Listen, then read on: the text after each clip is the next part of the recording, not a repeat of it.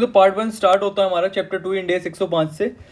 इसमें 3 पार्ट्स में डिवाइडेड है। एनसीए हेल्ड फॉर सेल, कोई एक पर्टिकुलर नॉन करंट एसेट है वो बिक रही है, वो हेल्ड फॉर सेल में डाल दी, ठीक है, एकदम तो बिकती नहीं चीज़ें, तो उसमें डाल दी, उसके ऊपर डेप्रिसिएशन कंप्यूट नहीं होगा और वो सब चीज़ें। फिर डिस्पोजल किसी ग्रुप का हो रहा है पूरे, और या फिर डिसकंटिन्यू सेल होगी, सेल डिसकंटिन्यू कर दी तो अब बेचना पड़ेगा। As per the provision 105 in non current asset BP intangible which was held in normal course of business can be considered as held for sale only if two conditions satisfied. या तो it should be available for immediate sale in present conditions, like it is feasible to sell this particular asset at in this particular situation, or it is in such a position that we can sell it. Okay, and the second condition that should be like its sale should be highly probable. It should not be कि ये अभी इसमें time लगेगा या कुछ हो गया हम और सोचेंगे, ऐसा कुछ नहीं होना चाहिए, हाईली प्रोबेबल होनी चाहिए।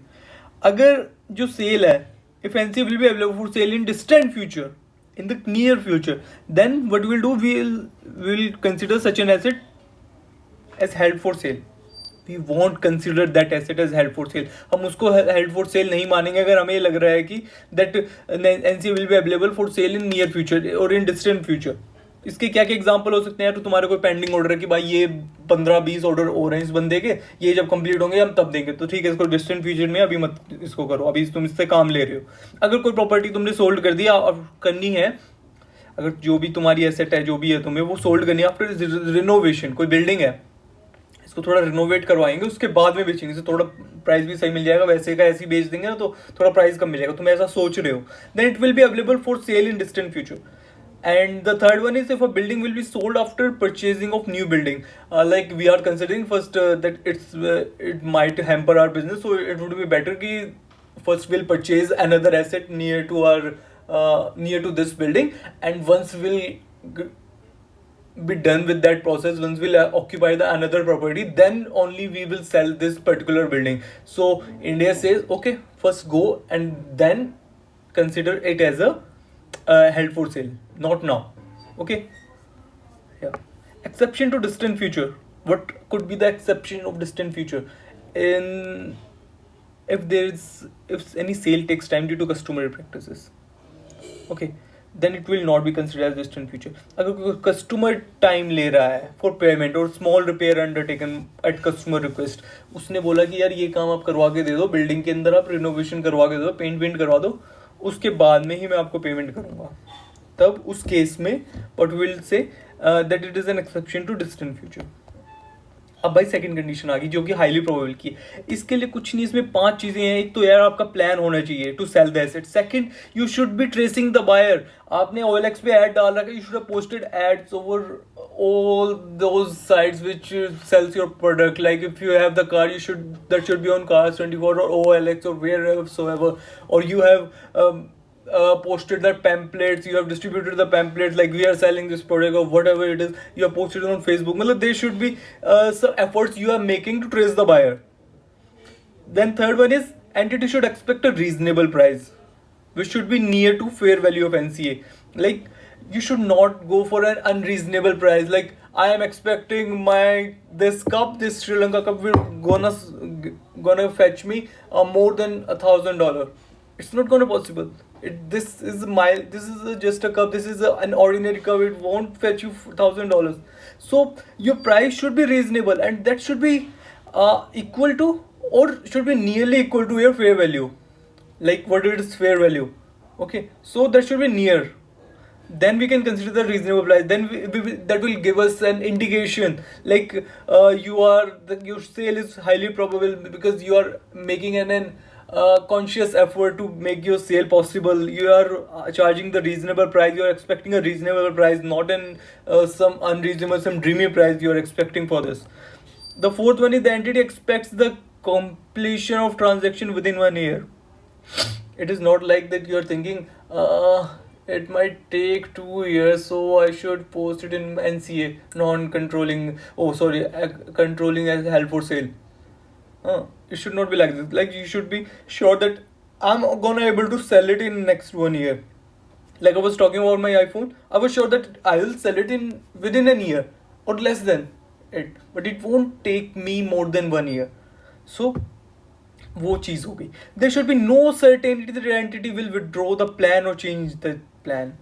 ऐसा कोई वहाँ पर सर्टेनिटी नहीं होनी चाहिए कि वो विड्रॉ कर लेगा या प्लान को नहीं, या प्लान को चेंज कर लेगा। जिस दिन आप ट्रांजैक्शन कर रहे हो एटलीस्ट उस दिन ये एक सर्टेनिटी नहीं होनी चाहिए, आप ये श्योर नहीं होना चाहिए कि वो कर लेगा। हो गया तो अलग बात है, लेकिन उस दिन कोई सर्टेनिटी नहीं होनी चाहिए, कोई ऐसी सिचुएशंस नहीं होनी चाहिए उसके अराउंड की जिससे ये लगे कि इसकी तो पक्का बदलेगा। हमें पता है जैसे उसका क्या रीज़न हो सकता है, यार ये इतना अनरीजनेबल प्राइस चार्ज कर रहा है, पहली बात तो वहीं खराब हो गई, दूसरा यहाँ भी खराब हो गई कि it is not, it seems to be like there is no certainty that the entity will withdraw the plan. कोई certainty नहीं होनी चाहिए, there should be no certainty कि वो प्लान को विड्रॉ करेगा, कुछ भी ऐसी चीज़ है ना। उसके अलावा when to apply in days 105, कभी भी लगा सकते हैं time during the period subject to specified to condition, जो भी अभी बताई है। एक तो हाईली प्रोबेबल सेल होनी चाहिए and should be available for sale in the present situation, immediate sale in present condition, available for immediate sale in present condition, ठीक है। Index 105 हो गया। and फिर how to apply, will calculate depreciation from the beginning of the year till the date of classification of held for sale and that carrying amount of NCA that can be calculated। फिर उसके बाद में initial application, इसमें 2 step में काम होता है, ठीक है। पहले तो हम इनिशियल वो कर लेंगे जो सिंपली उसका डेप्रिशिएट किया, 3 महीने बाद हमने suppose we are planning to sell it, then we will depreciate it for the 3 months and we will get the carrying amount at the end of 3rd month. From the beginning of the year to the 3rd month, we'll get the amount, the carrying amount as on that date after 3 months from the beginning of the year. Then step second वो क्या होगा, हम we will apply any impairment loss under Ind AS 36. हम यहाँ पे Ind AS 36 लगाएंगे, 105 उसके afterward से लगाएंगे, ठीक है।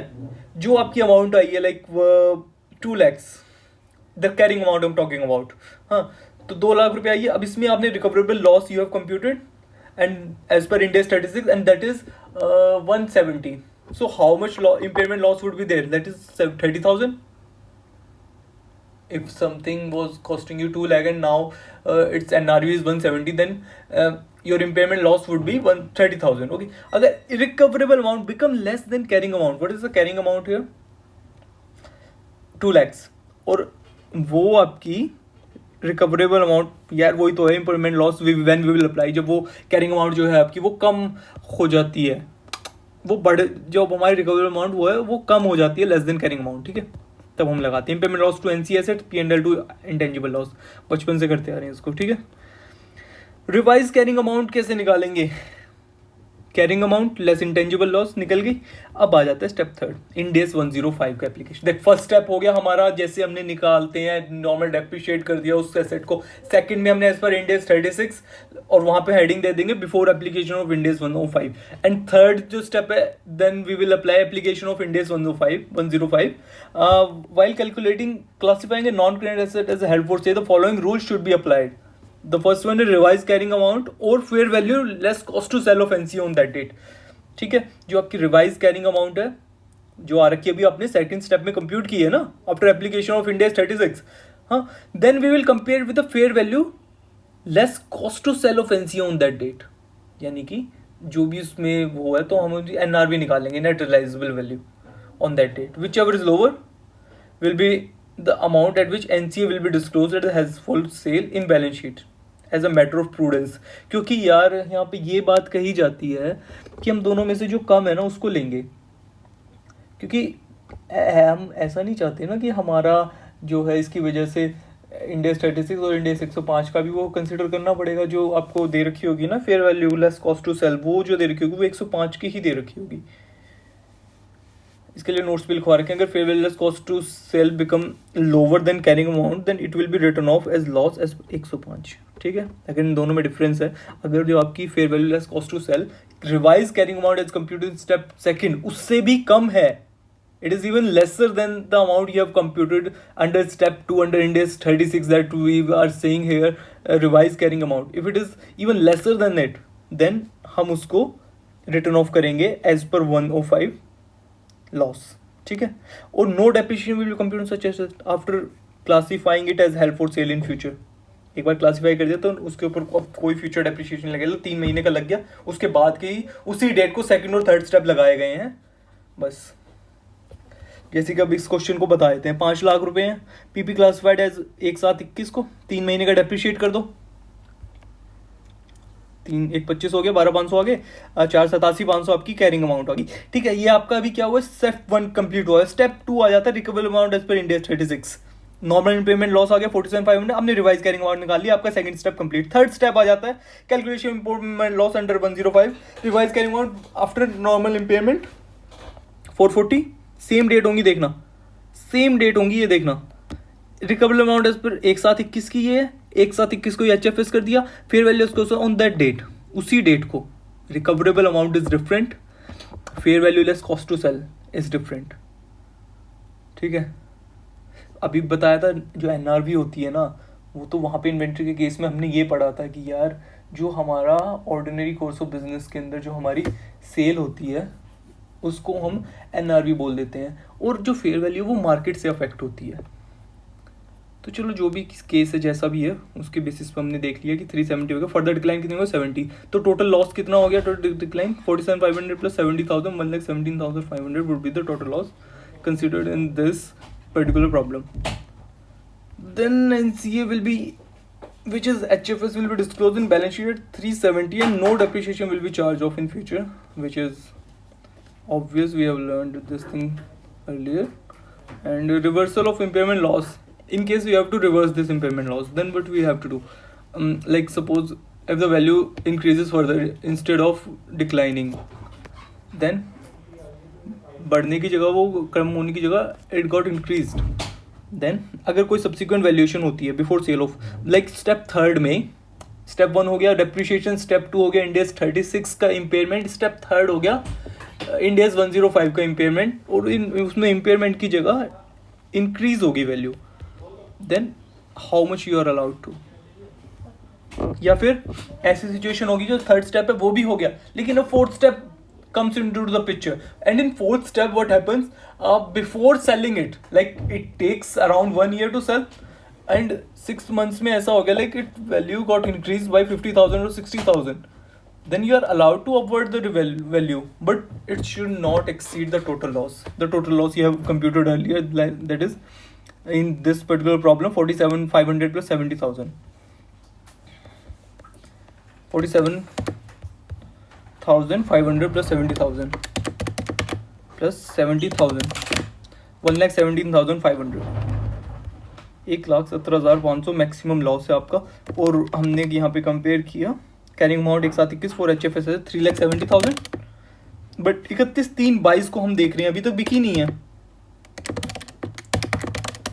कितना, further decline is 20,000, then revise carrying amount would be 3,50,000। ठीक है, ये तो सिचुएशन 1 होगी जो कि ठीक है, नहीं बिकी बैलेंस शीट पे 350 पे कर दो, लेकिन सिचुएशन सेकंड आ जाती है, less cost to sell becomes higher than original valuation, then वो 490 की हो गई, 370 वाली चीज़ आज 490 की हो गई, तो कितने से बढ़ गया, 1,20,000 से बढ़ गया सर।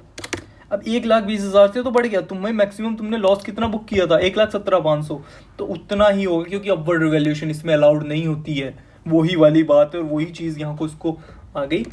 तो 3,70,000 में मैं जो मैक्सिमम ऐड कर सकता हूँ that allowed to me would be 1,17,500.